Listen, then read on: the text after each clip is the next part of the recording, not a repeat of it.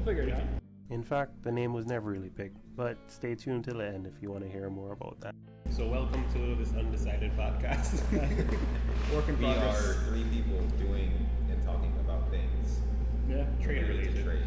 trades. I guess, what is a trade to you guys? A trade, I think, is a career you can have that doesn't require paid schooling, like college education level. It's more or less you can kind of learn on the job from someone else. Be a person with like just actual experience, and that's what I more or less kind of consider a trade to be. I could say that, like, with what I do with drafting, it helps to have some college experience because you get a backbone of how to use the program, but you don't need a full degree to be able to get into it and get started. Yeah, I kind of feel the same. Where it's nice to have like the knowledge of it, but it's more of like a hands-on kind of career. So even if you're, like, say, doing you don't really necessarily need to go to school, but you can also pick up certifications in things, and certifications seem like they're more. That's what it's supposed to be. Yeah, that's a more important thing than actual like a schooling. They give your employer a little bit more confidence that you actually know what you're doing and you're not Yeah. just BSing your way through your resume. Yeah, yeah. So I guess that's that. what we describe as a trade. Okay. Skilled work.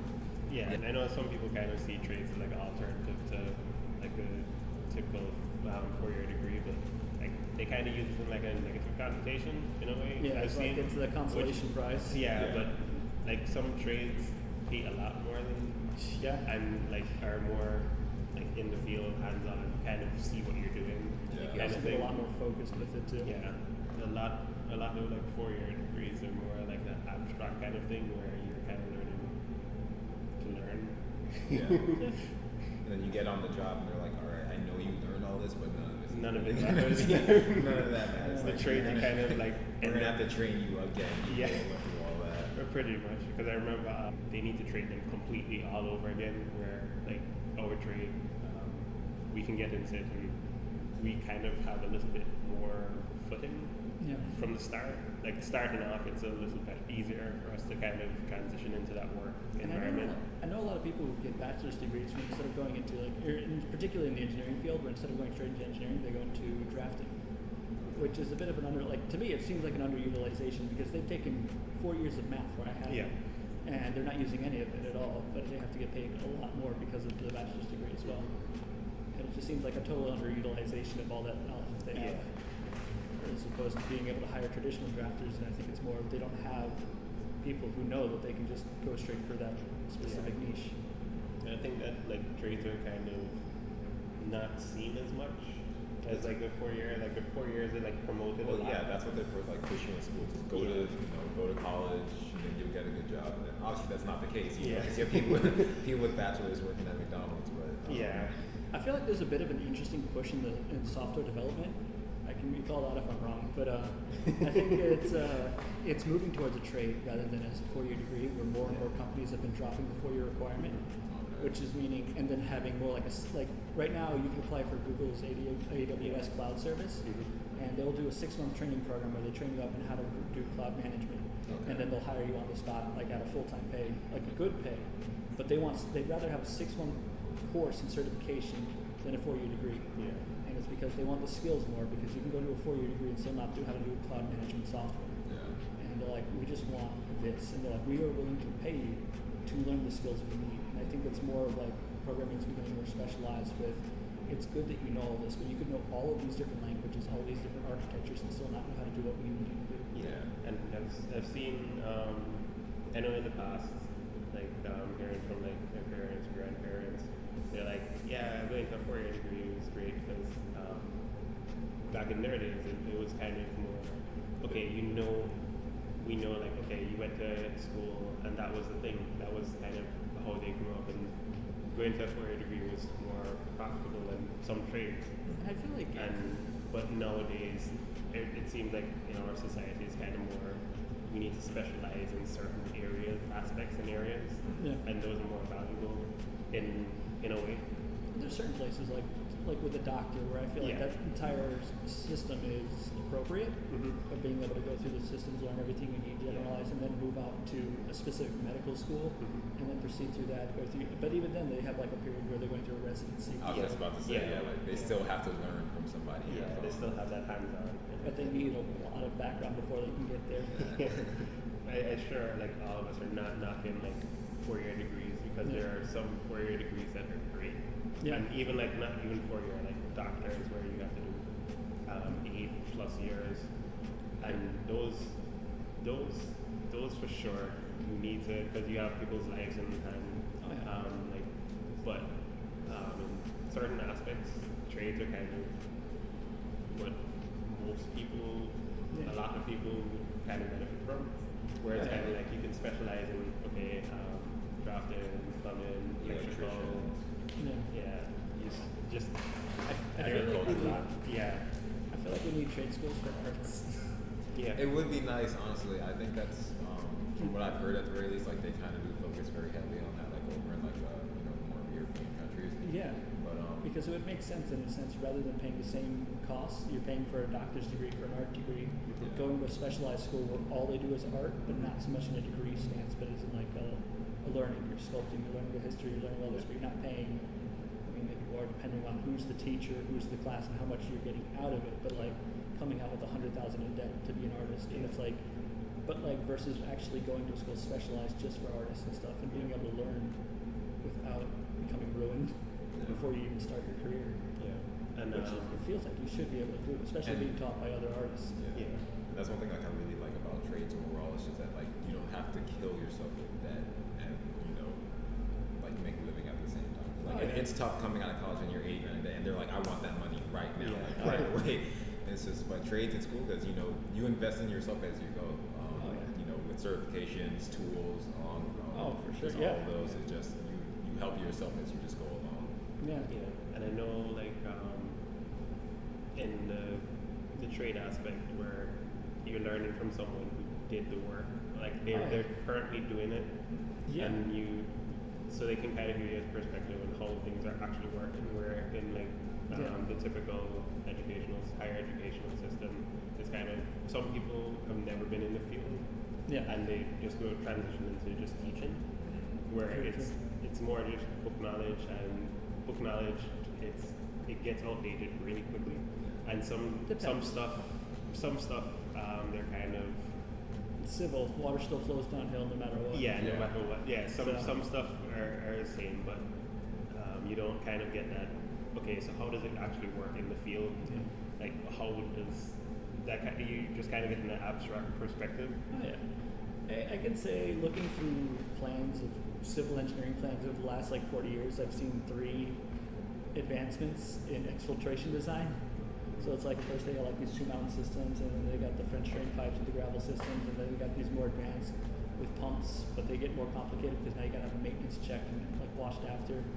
And it's one of those things where it slowly progresses, but not nearly at the pace that tech progresses, because things need to be made to last for 40 years, while most phones and everything like that, and those systems are only made to last 5 years at best. So I feel like it all depends on who you're working with and how much experience they have and how much people are willing to pay. So like if you got something that's extremely dynamic, you might need people to be running at a fast pace and keeping things up, while other degrees and facets which you learn stayed the same. Like electricity hasn't changed in 100 years. It's still electricity. We've gotten better understanding, better equipment, better things, but that base knowledge is still there. Have we introduced ourselves officially? Oh, no. We kind of just dived in. You know who we are. My name is Darren. I'm an engineer in tech. More specifically in kind of advanced technologies and drafting. So it kind of incorporates like 3D modeling and doing blueprints, and recently getting into GIS, which is kind of Global Information System. That's what it stands for. I'm Robert. I am a plumber. Been doing it for about 5 years now. Enjoy it. It's very nice, very hands-on. All right. I'm Kevin. I do drafting, particularly for drainage design, and I also do product design. which is wrangling people's idea onto paper and trying to make something to help them get their product pitched. It's a nightmare. It's fun.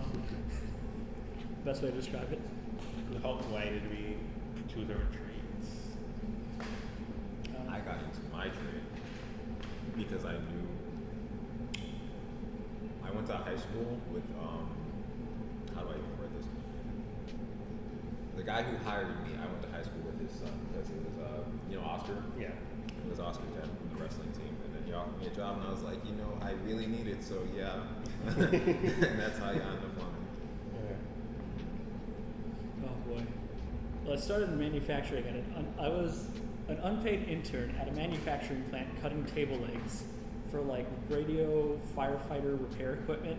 I was just working with CNC machines, heavy machinery, and just assemblies, and it was wild. And I remember working there for 2 weeks over my like winter vacation. At the end, I just didn't get paid at all, and I was like, this sucks. But then I got a job there, making minimum wage. But I like just got a lot into building things, and I just got really inspired by that. Even though it was like not paying anything, the idea of just working with like big heavy machines, and it sounded like the anime Gundams and stuff like that when they'd be like, so I'm like, oh, these are kind of cool. And just like being able to see something go from a computer drawing into reality was something that like was so cool to me. But these machines cost hundreds of thousands of dollars. Yeah. These giant CNC machines. I'm like, all right, that's never gonna be me. Maybe I want to get into this. And so that got me interested in being the guy in the chair. Like dating at the time, this guy, a big guy in a chair, just sits there all day clicking things while I'm sitting here with a file and grinding down stuff and drilling holes. That got me inspired to the like product making things and stuff like that. For drafting and drainage design, drainage was never my passion, but it was something that I fell into as an opening. It was a job opportunity, and I jumped at it. And I'm so glad that they were willing to take a risk with me, because I didn't have a degree or anything. And like I was just like, I know how to do this. And they came in, they did a practical review, passed the practical, and then from there I just started working and going to school, just getting my school paid off through that engineering drainage design. And it's been 6 years now. It's one of those things where I'd say it's not like I do this for love, but I do it to pay for the things that I love to do. Yeah. And it's worth it to be able to have that freedom to be able to do things. I kind of fell into it where I initially was going for civil engineering, and I went to our career advisor, and he kind of mentioned the program about engineering technology, and I'm like, well, I don't know what that is. So that was like the first time I ever heard about engineering technology, and I kind of put it to the side of my mind, and wasn't really thinking about it. And then like literally the next semester, I took a class, part of my prerequisites to do my associates, just my regular AE, and the class was physics, and I just happened to end up in the program director's class, and he kind of just mentioned the program, and I was like, oh yeah, I remember I heard that from the guidance counselor and everything. And I talked to him, and he kind of just gave me everything, and just was like, oh yeah, if you wanted to sign up, and he just kind of like gave me all the information. I read through it, and I was like, oh, this seems fun, and I kind of just ended up in there, and it was kind of wasn't really planned. I just ended up taking classes and just kind of sloping my way in, and kind of got an internship while I was still in school, and that's kind of how everything just started. Yeah, it feels a bit like a rough cycle where the first job is the hardest to get, but after that you've got the previous job to reference, and then after that it's a lot easier because like, you've been working for this long, you actually know what you're doing, and a lot more people are willing to take that risk on you without the degree, with the experience. I think like that portfolio of work experience, to be able to like sit there and show images of things that you've done before, it has a lot of weight, which is really hard to get to in the beginning. Yeah, I found especially like the internship did help me in a lot of job like prospects where they were like, oh, you did an internship here, oh, so you must know some, like you're better off than just somebody who just came directly out of college, just knows book knowledge. You actually see a little bit of the field. I find it ridiculous how like with manufacturing, it's minimum wage, but they still require prior experience. So I was making $7.30 an hour working with heavy machinery in these different shops. It's terrible. Oh, it was terrible. No. It was like one of those things where it kind of ping ponged me around a couple of places until I was like slowly making it work. But it was like, It was terrible. It's like, all right, you need to reach your hand to this freezing cold thing to pull these parts out. And I'm like, oh boy. like out of a sander, it's like a tumbler. And just, Yeah. Where I found it is quite handy to have that first one, and once you get that first one, even if you have to take a hit, Don't be let's say afraid. pay or anything, if it's something that you want to get into, I would go for it, Don't as long as you can kind of sustain yourself. exactly. Reasonably. Just sustaining yourself, but then Yeah. also not being afraid to leave. Yeah. Like, be like, hey guys, you guys are great. I've been really appreciative of this, but I actually got an offer for not minimum wage somewhere else. Yeah. Like, and being respectful about it, like, don't be like out the Yeah. door, you know. Yeah, kind of do it because you may want them for a reference. Yeah. So, I might need. so make sure Yeah. you kind of handle that accordingly. So yeah, but definitely the first one is definitely, it may be the hardest, it may not pay what you particularly like. And but- also keep in mind, you really don't know anything, and they're taking a risk on you. Yeah, that is Because they also got to true. spend a lot of time trying to get you the ropes and stuff like that, which means they're taking someone else who really knows what they're doing Mhm. and slowing them down for a couple of weeks while they catch you up to speed. Yeah, and they may be losing profits from that, or it Yeah. may affect them in the short term, but they're willing to kind of Give you a chance. give you a chance. So they're hoping that you can get up to speed of that person training you. Oh, yeah. So you can kind of pull your own weight. Yeah. Yeah. Of use. Yeah. And some people know that they're going to be doing that with even people who like experiences. They're trying to get people into new workflows and stuff like that. It's always a process. It's just a little harder with interns sometimes. Yeah, and as you said, don't be afraid to leave. Like if you, especially when you're taking your first one, go in for the aspect of learn as much as you can, Oh, yeah. as quickly as you can. Don't be afraid to ask questions. Don't be a maverick. I've had as training, like I've trained interns.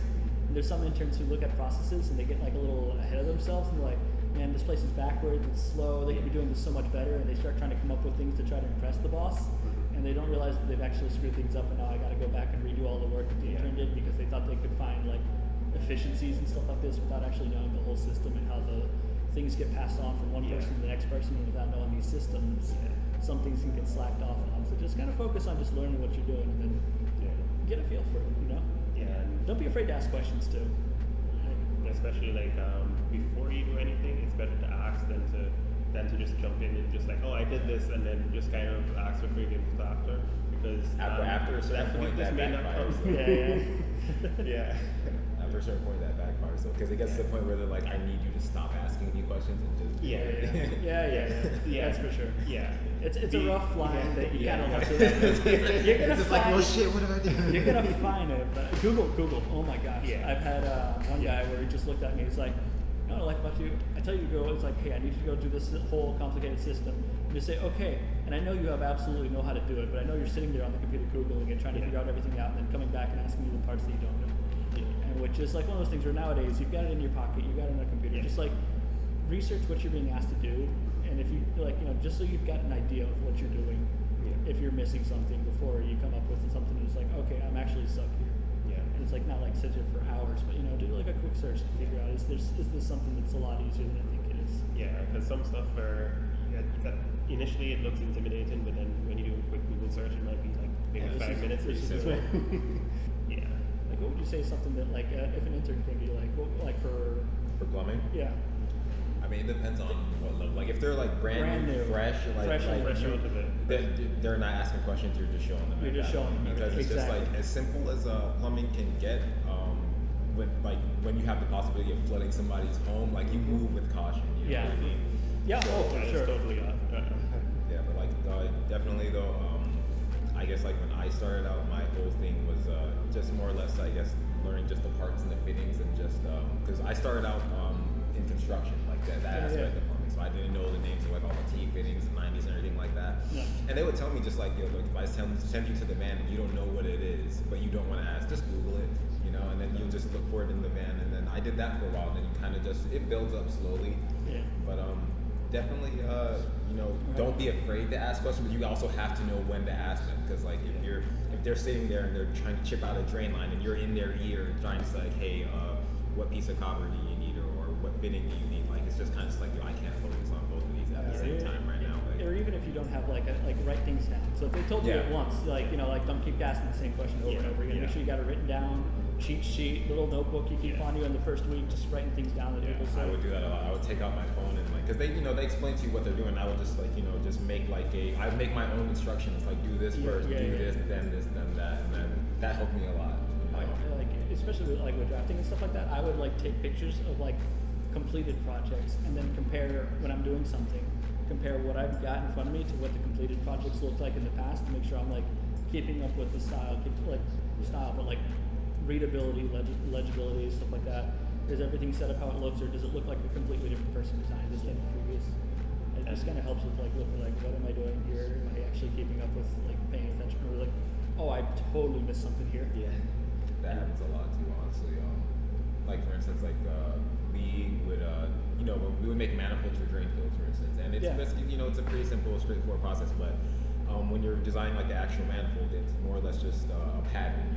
You cut this piece, you cut this piece, but you have to just if you're going to be helping them, you kind of just got to notice what they're doing so you can stay ahead of them. And that's one thing you really need to be good at with the trade is you have to be really good at helping before you can move on to your own. Because when you get to that point where you're only beneficial to them and then you're both moving faster because of it, that's when you're growing. Then you can, from that point, that's where you can start to actually move on, start to do things on your own because you know what it is that has to be done. Yeah. There was one thing where we didn't get the pipe fittings. On a drawing, you can draw whatever you want, but in reality, you got 90s and you got 45s, and that's all the pipes work. And if you want to get more than that, you're gonna have to put two of them together and then put one at an angle, which is not ideal. You really don't want to be doing that, but you can in emergency situations. But when you've got a drawing where none of the drawings are at 45s, that means all of them have to be custom pipe fittings or bending the pipe, and it doesn't work. And if you don't catch something like that, if you don't explain the process of how something's working, you're going to end up with things like that where the drawing looks fine, but then you get out there on the field and you realize the pipes don't line up. You're trying to figure it out, and you're this wasn't drawn with snaps. It was actually just kind of drawn to look right. That sucks when plans don't fit the work because it slows it. You literally have to stop and then make a whole new system. Sit there and talk to the engineer and figure it out and be all right, this is. And that's part of the trade where you kind of have to troubleshoot. And you got to learn it as you go. You have to learn and see previous things and kind of troubleshoot. Okay, this is what I got, but this is not gonna work. A lot of trades working with other people using completely different systems. The electrical systems, the water systems, everything's running through the house. So you got to be able to talk to other people. You got the drywall specialist. You got every different people working on different things with different hats. And it's all got to know what to do, or else you're gonna end up in a nightmare situation really quickly. So, what are some misconceptions that you guys had about a particular trade that you're in? I didn't know how in-depth plumbing was because, as just a regular person, the only time you ever really see a plumber is if you really you got some type of drain clog or maybe there's a leak in your home. But then when you actually get into the plumbing, how deep plumbing gets, it's a lot more than that. It's there's things there are backflows. There's different types of restaurant standards. It's just. It's like Neo in the Matrix. It's just you want to see how deep the rabbit hole goes, type of thing. So it's just it's nothing like what I really thought it was. Service plumbing, sure, you can fix a leak or whatever, but that's not all it is, and that's why. It takes an army of people in planning to make you not notice it. Yeah. You don't see the work that actually went into your home. That's why plumbing. That's why it's so it's very expensive. There's more. It's more than just gluing this pipe here. You got to know why that pipe and everything is installed the way it is. I've worked on that. My job exclusively is nightmare projects. We specifically take on projects where they've been rejected by everyone else. We had one house where there was miscommunication where the house was built a foot lower than the road. And so the house needed a moat. And just all these different things to try to there was plans. Water away from it. Yeah, because it was raising the house, could it be raised without cracking the foundation, all these different plans, and just a bunch of engineers sitting in there and trying to figure it out. And it just comes down to how are we going to get the drainage to actually get to the street? And so it needs a pumping station. So now we've got to have a whole entire lift station for this house by itself. And it just figuring it out, and it's like learning how like things should be right every time, but like when you see all of the nightmare situations, you realize that it's like everything's possible. It's impossible to do anything with anything, but it's all about how much money you're willing to spend and how much time are you willing to sink into a project. And maintenance becomes a huge issue with these things where people think, yeah, it's a sewer. It's just this thing. It's like, yeah, you've got to have people out there constantly working on things. You see everyone everywhere, and if it's not, it falls apart. Yeah. And it becomes everyone's problem. I think Fort Pierce or Fort St. Lucie, one of those two, got major drainage overhaul, in particular with the sewers, because it's been neglected. It keeps getting pushed back. It's one of those things where nobody wants to deal with a 40-year issue. Everyone wants to deal with a 4-year issue that can be fixed while they're in term. Yeah. And then it just slowly gets knocked back, and suddenly all the sewer pipes start cracking and failing, and everyone's like, what is happening? Yeah. And it's like, this is maintenance. Everything needs to be maintained. Everything needs to be designed right, designed to last, and checked up on. Nobody wants to do it, though. Nobody wants to be the poop mayor, you know? Yeah. They're like, I'm going to reform this city's sewer system. And I was like, Yeah. It's just, that'd be my misconception. Yeah. People think that it's like, it's gross, but it's like, you need to do this or else. yeah. No one's using their badge on their feet. And I guess like in a way it's kind of, if nobody knows that you did something, it's a good thing. Yeah. Oh, for It's- sure. It falls in a lot like in that category where it's like if nobody complains about it, then you did a perfect job. We've been doing, like, I've been working on like a lot of projects where we're regrading pools for all these big condos and stuff like that. And it's just like one of those things where it's just really boring stuff. It's like, oh yeah, the water's going away from the pool into a drain and away into a drain field. It sounds really boring until you start reading about like these condo collapse, where it's like, what happened? It's like, well, the pool, the water wasn't draining away because it wasn't sloping away into a drain to go to a drain field. It was just collecting, and it was like evidence of the concrete starting to crack and all these things. And it's like you start realizing the chain reaction. They noticed it 20 years ago and still didn't fix it, but it's been like time, concrete. Anything's possible, you know. So it's like these really boring things of like, okay, so we kind of raised up the elevation, dug it down, and now the concrete's got a 1% slope away. And it's like, how much does this cost? Like hundreds of thousands of dollars. And like, this is absolutely ridiculous. Why we're doing this? And then once you start seeing things go wrong, is when you're like, why haven't we been doing this the whole time? Because like realizing that there's so many layers that go into things. And if everything's going right with the trade job, you don't notice it, you don't care. Yeah. And it's when things go wrong, and it's like the things that are done cheaply or rushed is when people start noticing. And that's, I guess that's the misconception. It's like you don't notice it if it's done right. Yeah. Like say if you do a poor job and you're telling somebody's house could be flooded or somebody's It's worse. You could not. You might not notice it. Like it might be a long it issue might where be things just.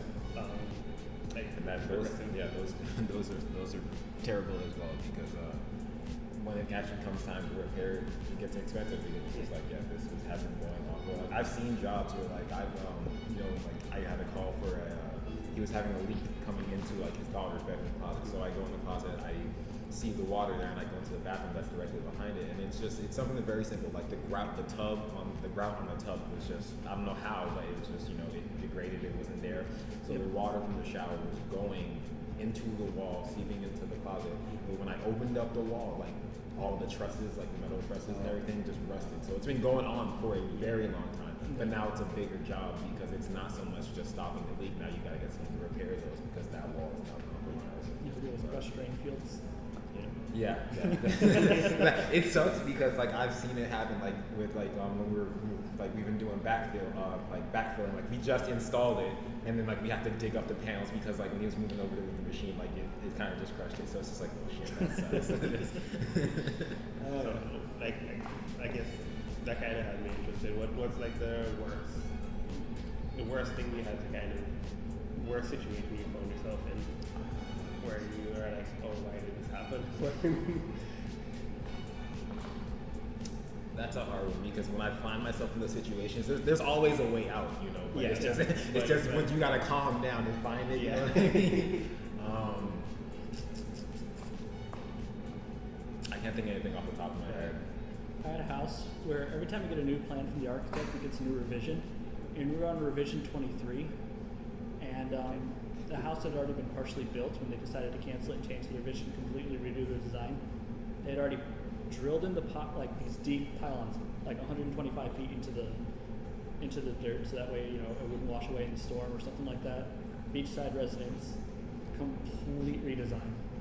And they've been doing that for months, or almost 2 years, and it'd been one of those drawings where every single time it got changed, it would be hours and hours and hours of like work, just to, like for like a week later, like actually this, and it was like like we charge a ton for this, and it was just a project where they just kept paying a ton, and it was just like that mixture between frustration, being like, well, it's it's working, but at the same time, it's like, what is going on here? Yeah. Because every single time it's like, well, actually now we want a water park, and it's like, okay, now we got a water park involved in this plan, so that's a whole different level of like water management systems going on. And then we're like, well, we bought the house next door, so now we actually want to do this now. We're like, well, we bought 3 of the houses next door, so now we want to do even something more elaborate and insane. And then they're like, complete scrap that. They started building it, scrapped it, and like, actually we want a terraced garden now that leads down to another place. And it just like continuously led to more and more complications, and it was a very frustrating project, but I would say the one where the house was lower was a bigger, like, serious project. Well, there's some projects where they just go on and on and on. And then some of the ones, like, probably more complicated for my boss in the company, the ones that just suddenly disappear, and it's like, hello. Yeah. And, Yeah.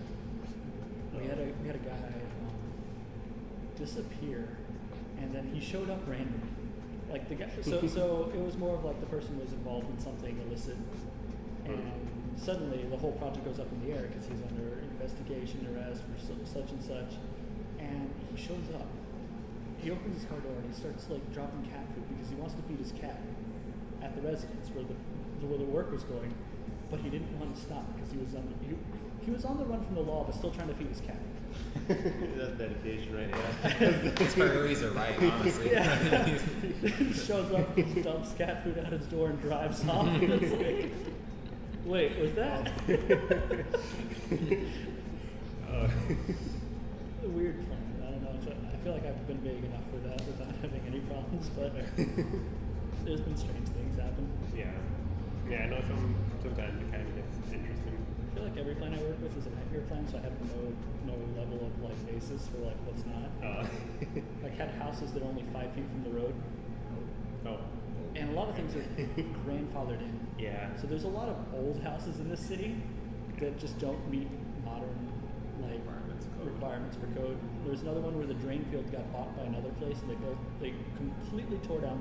The place had been abandoned, and while it was abandoned, they sold off the portion of the property that had the drain field under it. But then that place completely cleared it up and built a new building on it. And this place is still sitting there, abandoned. But what used to be where the sewage went is now another building. Oh, so you're still getting channeled there. It was just it had been abandoned. So the new people bought it, but then they realized it wasn't connected to city sewer. And it had a system that went nowhere, and there was no anything anywhere around it. It was all buildings around it. Which is like the kind of things where it's like nightmare products. They're kind of just like, they got to get tied into the city, but it's like suddenly there's like all the complications that come with it. So it's just things that people don't want to deal with, and they send it over like people like to sit there and design custom systems for it. It's like, hey guys, we got a problem. Fix it. Yeah. What do you need? Just fix it. Yeah. I see that's a kind of. And I've heard people say like, "Oh, are you upset that your boss makes more than me?" I'm like, he knows more than me. Yeah.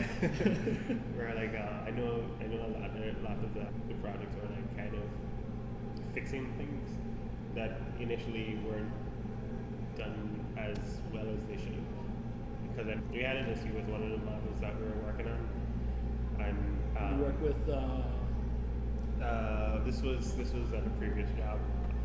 We were doing 3D models for Engines. Engine parts, and there was a point where I was working on one of the components, and I was kind of just going through it. I was just making drawings, but it kind of elevated into a situation where I had to kind of redesign the whole thing, like not the whole thing, but a decent chunk of it, because initially the 2 components were modeled separately, and I had to combine them and make sure that everything just looked through it and make sure everything like fit correctly.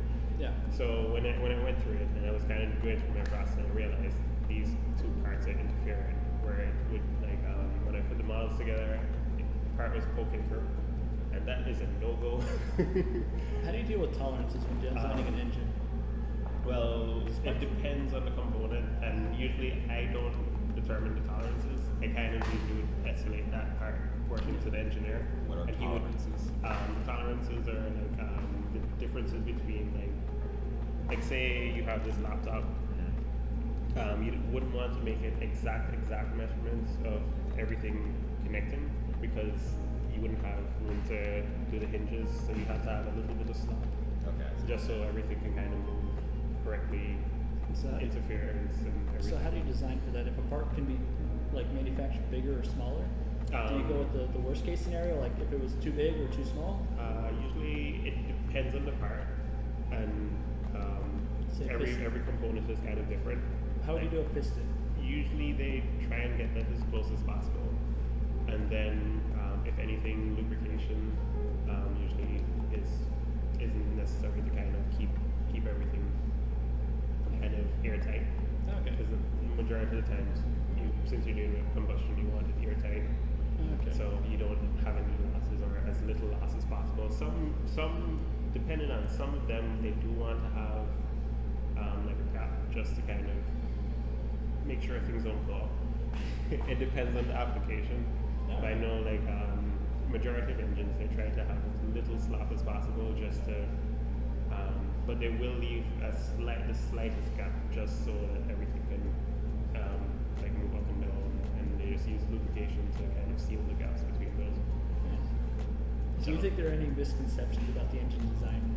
Like, my perception of it is there's a bunch of guys, engineers with an engine in front of them with like a bunch of little weird devices like just clamping on it and just like sitting there being like, majority of them are, I wouldn't say cookie cutter, but they build off of a previous design and kind of optimize that design, where it's kind of, instead of starting from scratch, because that is terribly expensive, they kind of look and see what is the closest thing that they can get. Sometimes it's in-house, sometimes it's outside, and they would need to outsource it and buy those plans or something like that, or re-engineer it or something to that effect. But majority of the times, you're just building off of a platform and kind of modifying it to suit your needs. I can see that. I see a lot of car companies do that. Yeah. Where they start, like, especially when they first start off, they start off by buying a separate engine and then building one based off of that block until they've got it built up to their own. And it's funny because people forget about that, and nowadays when you got different new companies starting up, they're like, they're not a real car company, they're just buying Ford engines and modifying them. Yeah. But like, that's the entire history of the game. When you look into each company, it's like this company started by buying this car company and then modifying it and building its own frame. And then they started customizing the engine to fit the frame needs and stuff like that. Because I know they got a lot of heat. Toyota got a lot of heat when it came out. Everyone was like, they're going to modify their own in-house engine, but they decided, hey, BMW's engine is perfectly fine, and we're putting it in our engine, and everybody was mad. Everyone was like, oh my gosh, I can't believe it's a BMW engine in there. It's not even a Toyota engine. So people were trying to focus on an experience rather than that, and they kind of missed like what a lot of people were like really had feelings for the engine. Yeah. And like I've seen so many customized, polished versions of the original Super engine that become. And it's kind of nostalgic. It's become mythological. Where people kind of laugh and be like, okay, the car looks kind of ugly, but the engine is like the best part about it. So they came up with like an homage to the style, but not to the engine. A lot of people felt betrayed by that.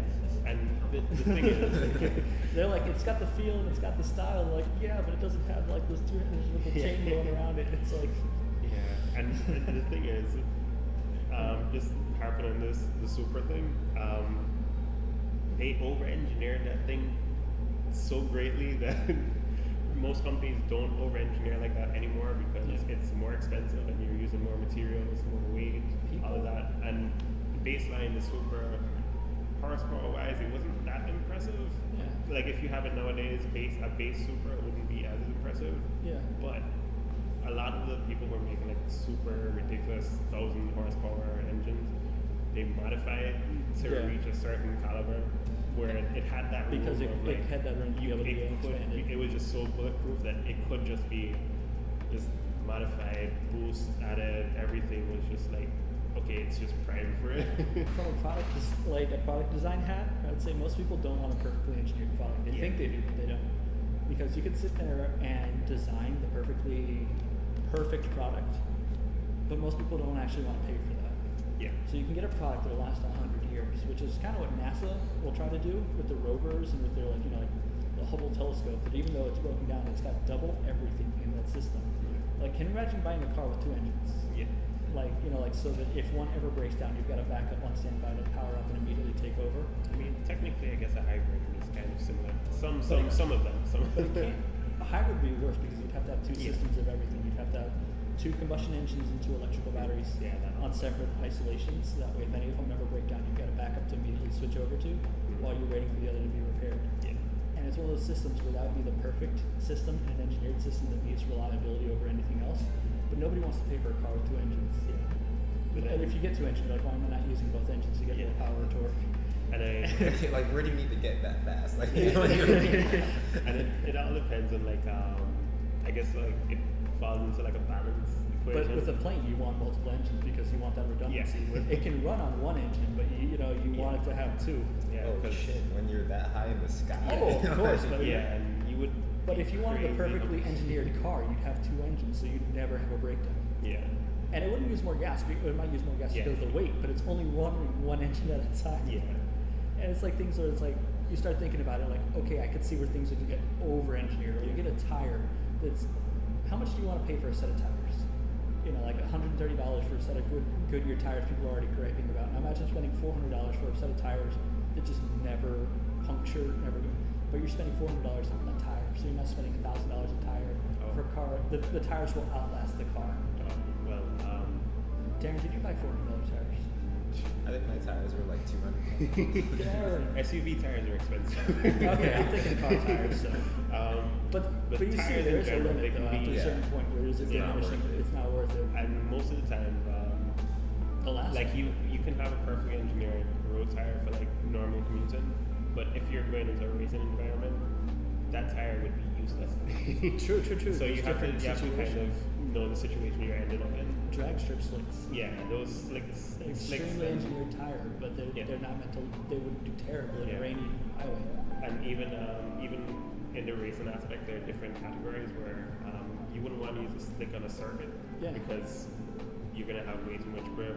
You may not have enough grip in a corner. Slicks are just mainly for, like, the drag strip slicks are just mainly for straight line, kind of put the power down, go straight line. You don't need to worry about turning. You don't want to turn.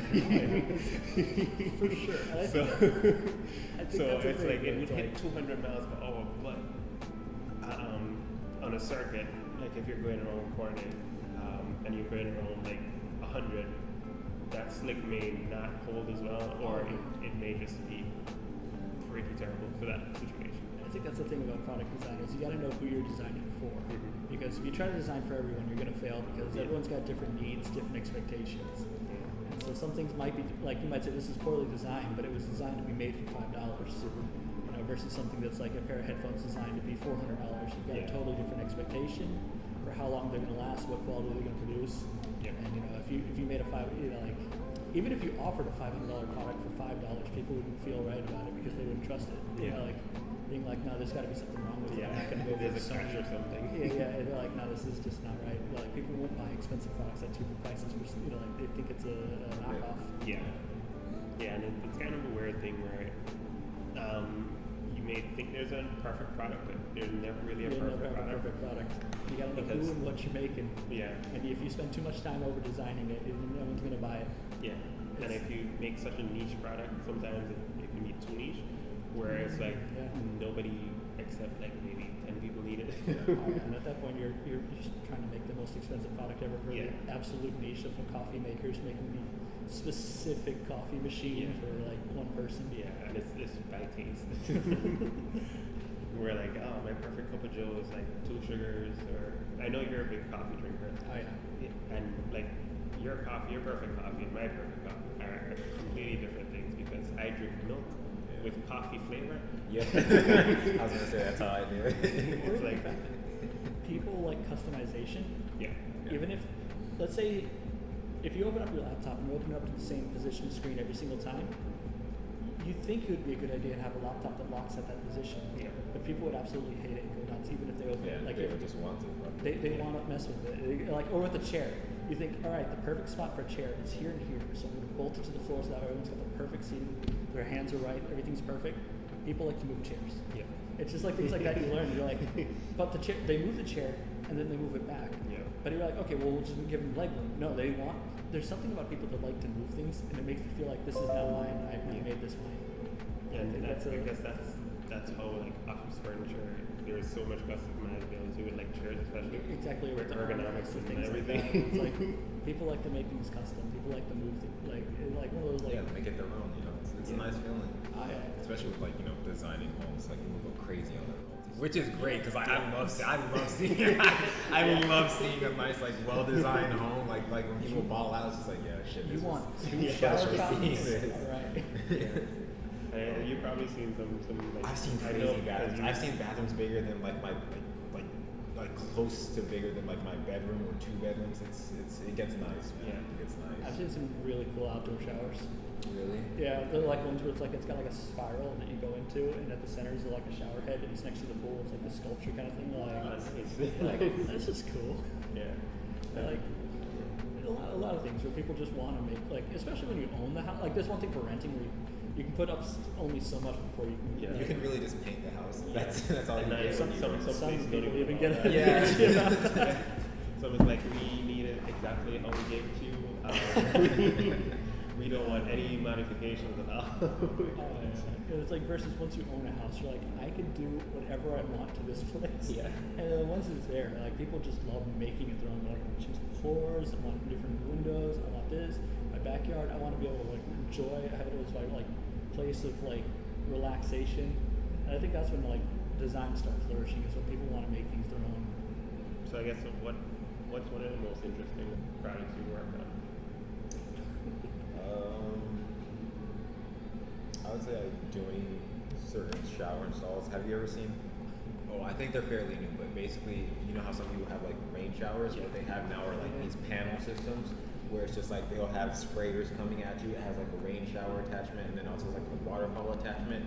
And I really like installing those because I just love the way they look like after like everything's said and done, and just seeing like all the water come out, because it's just a really nice thing, and it's Like a full body shower. yeah, it's a full body shower, and it's nice because it's just like they are expensive, but it's like, you know, it's like a luxury item that won't necessarily kill your bank account. So if you want one in your home, it's something that you know you can invest in without having to worry like you know, is this just going to be? It's a vanity item, but like it's very nice. Like it's just one of those things. You're going to be in the shower for like an hour because you're just like, damn, nice. It's more like a convenience kind of thing. Yeah, but it is nice though. But I like installing them because I like them. I like shit. If I ever get a home, like I'm probably gonna put just like 2 in my bathroom, one over here, one over here, and just like do like a little double thing. But they're nice. I can see myself on that too. Yeah. I've actually been doing like slight designs for a house, just kind of dabbling in it because I do love doing drafting. So I do want a house in the future. I just kind of design right now, and just kind of things will change. Things always change, but just kind of having an idea of like what you want, kind of thing.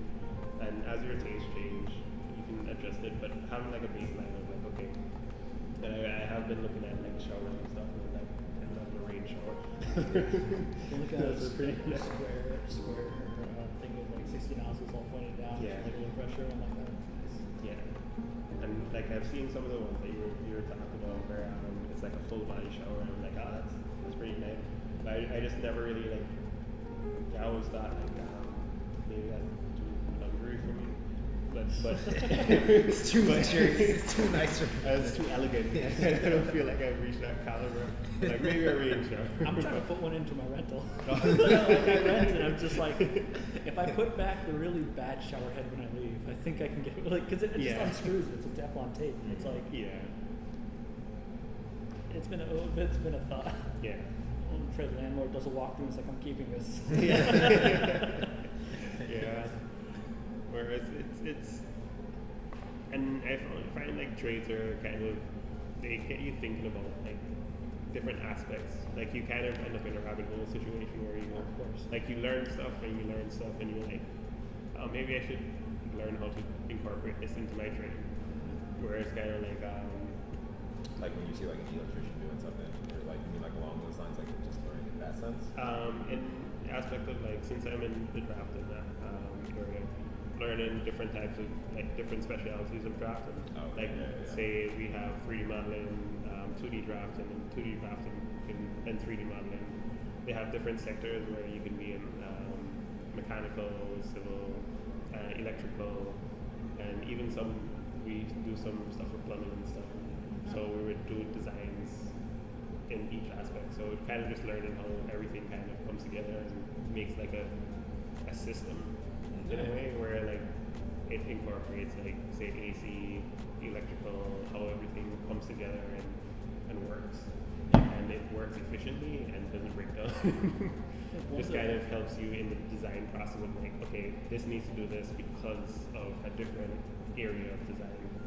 One of the things jobs I had was to make checklists, and it's kind of inspired by Toyota and how they run their systems. And it's basically, you sit down and for like a week, you just write down every single thing you do, like step by step. And it slows everything down.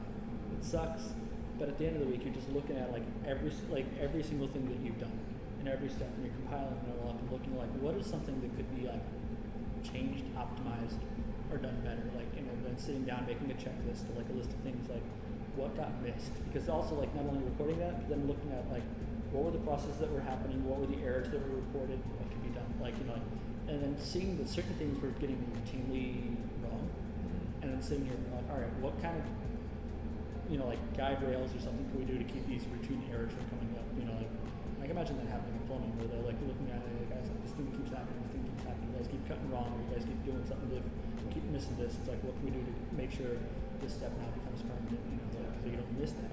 So like creating the checklist, coming up, and what I ended up doing was making templates of CAD drafting files, because we realized you keep having to make the same file every time, and it was much easier to delete unneeded files than it was to continuously create new files for the different like subcategories. So if it's like just a regular drainage plan, you got erosion control plan, you got different things of like setting up site triangles instead of instead of sitting there and drawing them every single time, you already have them drawn, just place them in there when you need them, and then just adjust them to the road angle or just different things like that.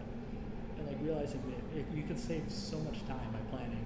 You know, you lose a little bit at the beginning, but you gain so much more over like just like correcting errors and like. I had a teacher in high school who put this in our head. That's called like proper prior planning prevents poor performance. Yeah. Proper prior planning prevents poor. Yeah, 6 P's. I thought there was supposed to be 7. That's why I was counting them. But yeah, no. There's another one. I know what it is, but it's what is it? just poor performance. Okay.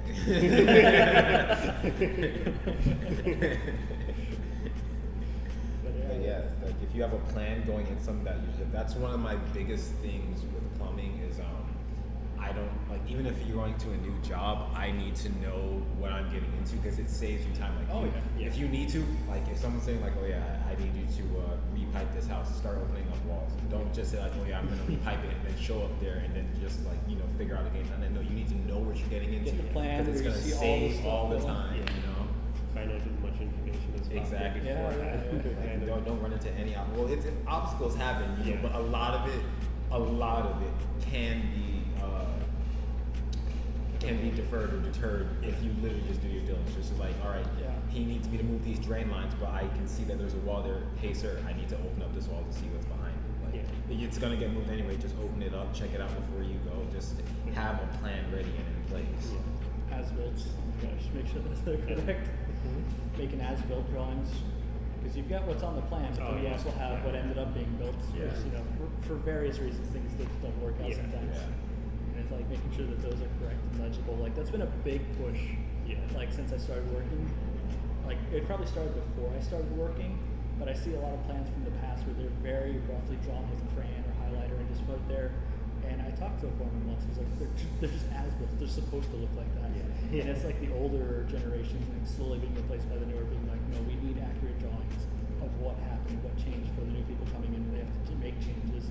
While the older generation, I've had experience with a few, not a lot, but it's like very rare that I talk with these people directly. And it's like, the idea is like, look, we'll just do, we'll do scanning, we'll find the pipes and locate them, and then that'll be that. Why we gotta sit there and document all this stuff, and now we're getting stuff, and like actual people like with measurements written out on the plans, like we'll have the plans with them and be writing out, making measurements of where things ended up, or even even if it got moved over by 6 inches, I put that as a note, like, hey, we got to move this over this much. It's not like a super accurate like design, but it's much better for future situations because like it's good to have like people mark out like with the machine and mark out what the pipes are, but it's also a lot more helpful to have like these plans ready. Yeah, I mean, because that's also like locating those pipes, like coming in those machines, like machinery and equipment. It's expensive. It's expensive, but before it was considered that's the only way of doing it because the plans were inaccurate. The plans were inaccurate because people weren't taking care of them. Not everybody, but there was like certain people who got away with just filing stuff in the city. And you pull up their documents and like, oh, yeah, I know does the pipe really do this? Yeah, I know that's been a big push, like getting things recorded as they were in the past, like as they are right now, because designs change a lot. As I'm sure both of you guys probably seen like unauthorized work being done. Yeah, and even like authorized work, that's where it's just kind of like. I don't know if you guys ever saw this, but like one of my friends, he was trying to say like, or just had an idea like, if you built like a code or an app that would like help you, based off like whatever the plans are, like help you see what's in the wall where it's at. I was like, I was like, yo, like that's a lovely idea, but it's just not gonna be the case because shit happens. Like the lines might not even be like where they're actually written down at. People move shit. People make modifications, adjustments. It's just not modifications. It's so I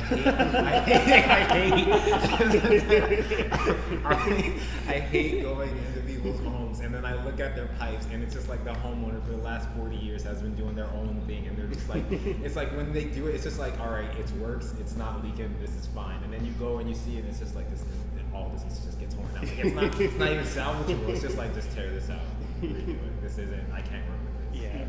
Yeah, and like knowing codes, I know especially like in trades is essential. How often have you found the wrong type of drywall in a shower?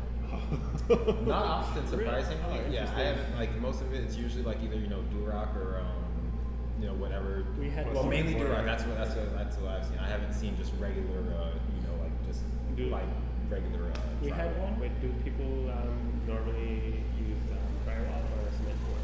Cement board, like that's what the Durock is. Okay. Because I know some people. There's a water resistant drywall, and they some people try and make that argument, and it's not the best. from my I've seen a lot of. I've seen some people incorporate into showers. I was just wondering, like, if you've seen it. You haven't really seen it. I haven't seen it. Okay. Anyway. But I mean, I don't handle the drywall part of it, so. I didn't know the name of it, but I do know that we had one contract where the entire second floor had to like completely be redone because the contractor put that in and then put tile over it, and it was like it was an expensive bathroom too, where they messed up, and it was just completely wrong. It ended up leaking through and crumbling apart, and it just caused all sorts of problems. You know what? I have seen the wrong drywall. At least I'm assuming it's the wrong drywall because I got a service call because I forgot what was happening. I think the woman thought she had like a shower leak, but I went into it and I looked at the shower and I looked up at the roof and it is covered. Like mushrooms are literally growing from the roof. I'll show you the picture. I'm not joking. Like literally, there's just fungus and mold and mushrooms growing from like the ceiling because the shower steam and everything. And I was just like, yo, like how did you guys not? Like, this has gone way too far. Like there's no way you didn't notice this. But I think one of the issues there just might have been like it was just the wrong type of drywall. It's just absorbing all the water. Yeah, and I know there's some that have like a moisture resistance, but like after a certain period of years, it kind of just degrades, as everything does. And especially if you kind of don't have a vent, and you're steaming all the time, and it's just like condensation just builds, and you just kind of have that warm environment that they like to thrive in. I had this one house where they wanted to put in a pool, but they had a plane runway right in the way. Oh. And so Okay. it's like The plane runway in their property. yeah. I heard it. I've seen one. And it's like, well, yeah, they did. it's like okay, so here's the pool and here's the plane runway, and it's like You know, there's like and it's like, well, there's one there's no community rule against it. there's one community I know that there's a bunch of houses and they all share a river. Okay. And they kind of just are there, and it was like, oh, I did not know this was a thing. Yeah, and the branching area from your house to the runway is your property, but people want to put a pool there, and it's like, your plane still needs to go onto the runway. Yeah. And you've got this pool right here, and if your plane gets into, like, that's it. It's like, You're done. it feels like something that's such a niche thing. There's regulations probably, but they're new and kind of like trying to figure it out because no one ever considered this to be a thing that people wanted. Yeah, it's kind of a very niche thing, and like I can understand where like even it may be one in one county, and like how do you approach that? Like it's not something that comes up often, but when it does, it's kind of like how do we figure this out? Yeah. Strange things. Yeah, And I'm pretty sure like someone out there is like, no, there's all these rules. We got an entire book about Yeah. this, and we're not. It's like Yeah, it's just it- not my field of expertise, but it's just like yeah, strange projects. yeah. How do you that- do the grading for a drainage for a runway with a pool? Because the pool needs to have its own drainage system. Yeah. Like, it's like, huh. It'd be kind of interested if any of you guys who listen to this actually do have research and Oh, I'd and love the to hear. regulations, send it to us. That would be really fun to read. Oh, for sure. For degree. Yeah. Yeah, that might just like vary being either where you are and who you're working for. It can really change. Yeah, Let's say that's like what a range for like. I'd say let's like say a let's beginner, say I like, would say like if you're getting paid hourly, you're probably looking between 12 and 15. Like just starting off like you're Yeah. a plumbing Yeah. assistant. Yeah, like when I started doing drafting, I was making 12, yeah. and that was like with almost next to no job experience, Mhm. and like pretty much at the level of intern at that point, where it's like you know CAD, but you know nothing about engineering or civil, or like any how the company works. Yeah. So manufacturing 750. It's whatever the minimum wage is. That's what you get paid for manufacturing. There's no way around it. Yeah. You could be doing satellites. You're still probably getting Yeah. close to that, unless you're an engineer working or a technician. And at that point, you've got to go through schooling. The schooling changes your pay. Yeah. And sometimes Or certifications Yeah, too. certifications can get you through because I know Experience. there are some people who don't have any degree or anything, but they have like 10 certifications, and that equivalency is like a master's in certain fields. Like 10, 20 certifications, and you just pile up those certifications, and they're very specialized in the field where like even somebody coming out with a master's degree in a similar field, they would actually have more like experience in knowledge of like, okay, this is how things are done, this is how it should be done. Technically in the book it's not done that way, but from experience you kind of build up and like, okay, this is how it should be done kind of thing. We got worst case scenarios that we base all of our work off of. Yeah, I know like you probably hit it with like 12 to 16 sometimes. It depends on which company you're in and depends on the area you're in. I know some places pay a lot more, some places. Oh yeah, and it depends. Like once I got like an actual like drafting certification, Yeah. it jumped up more to like around 18. Yeah. And that's more to be expected if you have a drafting cert that shows that you know all of the commands, all of the things. It's not too expensive either. It's only one class. Yeah. And I it'll know jump you up by quite a bit. Yeah, and I know Because then they know you can actually sit down and do this stuff, and someone's tested you to show that you know how to do this stuff. Yeah. And Which can be a mixed bag if you just show up and say you can. yeah. One question I have for you guys is, do you do like your own education at home? Like, do you just watch videos about your trader, things like that, like YouTube videos, just little, I'd say I do. Yeah. And it's more of just trying to keep ahead of things. Yeah. Especially where, like, when I'm setting up different, like, templates and checklists and stuff like that, just, like, looking through to see, am I doing something redundantly that could be done more competitively? Yeah.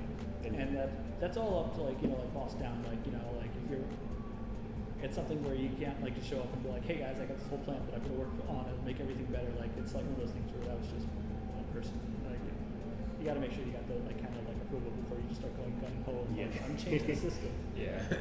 Yeah. Checks and Bringing balances. change. Yeah, and then your drawings are completely different from everyone else's, Yeah. and you've got compliance issues. Yeah, that's one thing. I know, like, for sure, I do my own like research and kind of try to educate myself in like different aspects, just to kind of keep up with the times because Even the things software change a lot. yeah. Things, the software changes from year to year too. Yeah. And it's like, you know, like it moved from like it used to be a steady software. You'd buy one license, and I still see people using like AutoCAD from 2004 Yeah. and sending me drawings, and I got to run it through all these like, you know, like softwares to make it a compatibility modes and stuff like that. But like there's people like that who never have to learn anything new. But the newer versions, every single year, it updates whether you want it to or not. Yeah. Through the subscription versions, and you're gonna have to know what's been changed. Yeah. Mostly they're not getting rid of things, but a lot of the things they do is they hear all the most complaints and they make it fixed. So if there's a lot of complaints you're having, there's a chance that a lot of other engineers are having those complaints, and it might be in the newest update. So you could be having all these complaints still, but it was fixed 4 years ago. Yeah, and I know sometimes kind of harping on that where like there are certain things that it may have been like a problem in the previous version, and like they changed it and it made it super more efficient, where you can kind of do like say TIFFs, importing TIFFs into drawing, where you have an image and you have the image of the project, and say they don't have the CAD files, but they have a picture of the plans. Yeah. And you can import that into software, and you can kind of draw over it and kind of scale it proportionally.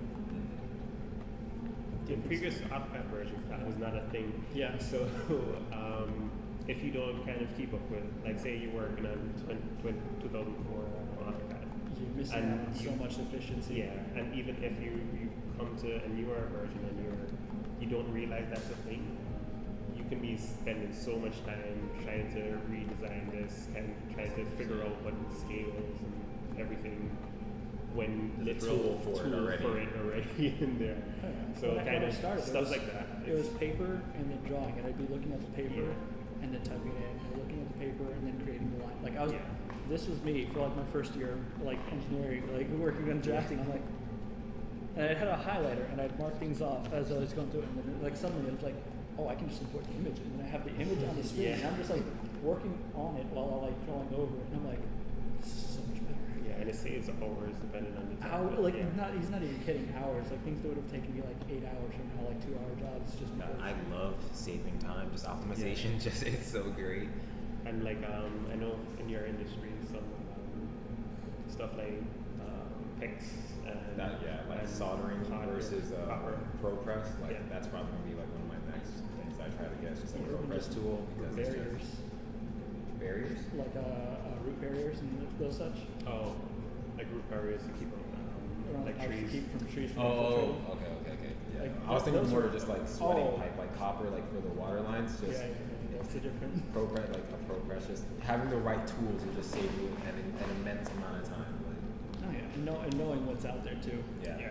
Like different kind of pump. Like it's rare, but occasionally we switch to a totally different like system, and it'll be one of those things like it's research, and suddenly it's just like a switch and we're doing something different because this is a new type of pump, better system, better for more redundancy, all these different things. But it's like you gotta know what's out there, or it's like you gotta stay on top of it.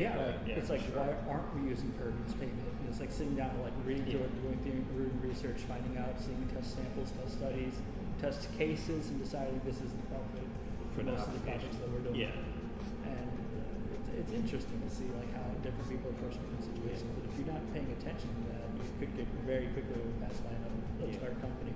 And like even the purpose pavement portion, it may not be for a lot of use cases. It may not be the right source.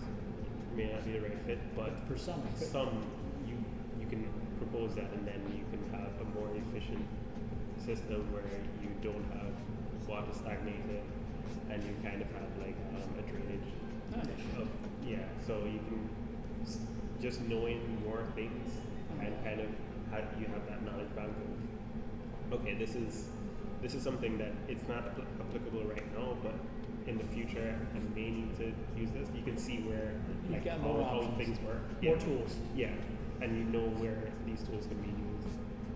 Yeah, you're absolutely right. Do you like or love what you do, and how do you know the difference? Digging ditches is my passion.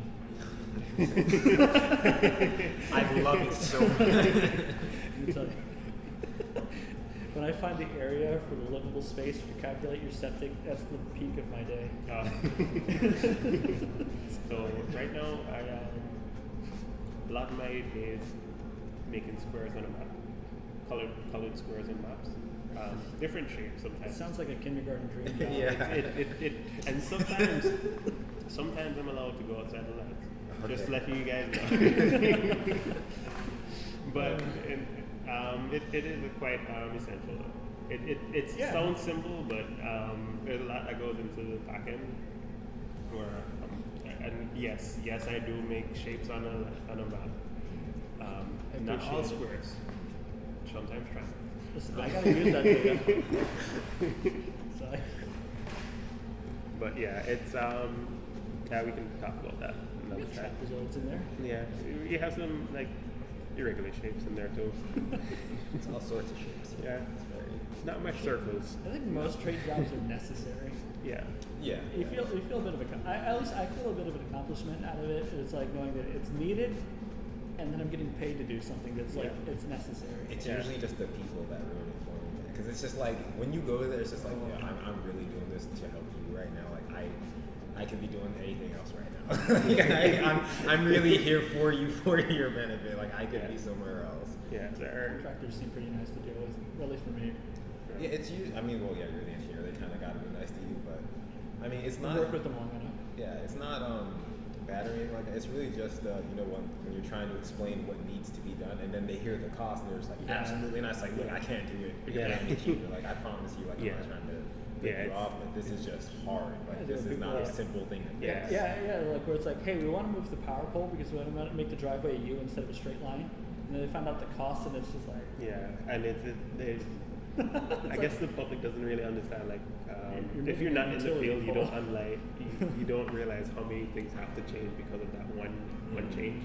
or like relocating a water meter. Yeah. Which it's just like, why don't we just move the water meter over here? Like, because it needs to connect to the sewer, the main line of the street, and all the other stuff Yeah. that comes with. It's like, Yeah, you have to have that much plumbing more to the move planning, it. shut it off, just go And you back have to to the. like get permit like Yeah. from the city, just like Yeah, hey, like, so they know where it is. Yeah.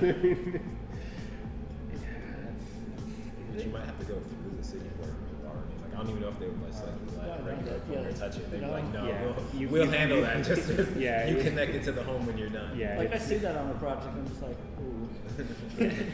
Like proposed driveway, and I just see that little symbol there. I'm like, Yeah, it's I've seen water mains in some pretty funky places. Once we couldn't, we were excavating for to connect to take it off the septic and connect it to the city sewer, and they accidentally hit the water main on the home, and we could not find the actual city connection because oh no.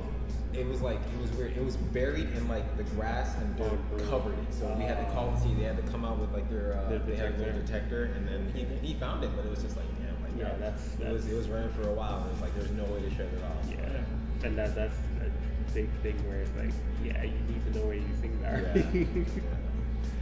Yeah, as homeowners, look for where your main comes in. Yeah, a lot of people don't know where it is. Yeah, I it's get to a- their homes. I'm like, do you know where it is? Like, no, isn't that your Yeah. job? Really? It's It's- not. But, I mean, I'll It's like, look I for don't it know for where you while everybody's I'm own here. is. Like, it's not in the same spot every time. Yeah. It's like a mixture of that. Like, yeah, I wouldn't say it's like I enjoy working, and I don't hate my job. But I wouldn't say like it was my passion growing up that I thought I was going to do. But I enjoy the fact that I get to do something meaningful. Like, Yeah. I do. I think with tradespeople, a lot of people like to drive by and be like, "I work on the house," Yeah. and it's just such a weird Yeah. feeling where it's Yeah. like, is that your house? No, it's not my house, but I just kind of Yeah, like, hey. Yeah, I've had those instances where it's like, oh, I worked on that. Oh. Like you it's see an odd something and feeling. you're like, oh, It's I hard to remember what that. describe, you know? Yeah. And you kind of know those little quirks about it, where like It's got a history. You Yeah. struggled. At first, I suggested trade chat, and then Bingo. yeah, Goddamn. I started laughing like about 30 minutes ago. I was like, we're so off topic. We're somewhere on top. We'll do the chat and figure it out. Yeah. yeah. Kind of knew, but actually kind of worked. Like I thought my wife mentioned like labor or something like labor. I was like, I don't like it. She kept trying to use the word labor. I'm like, yeah, I don't like that word. I thought maybe like workforce elite. And I was like, you know, I'm good at my job. I wouldn't say I'm Elite. Good idea what maybe by the time we finish. Yeah. We should probably let them vote. No.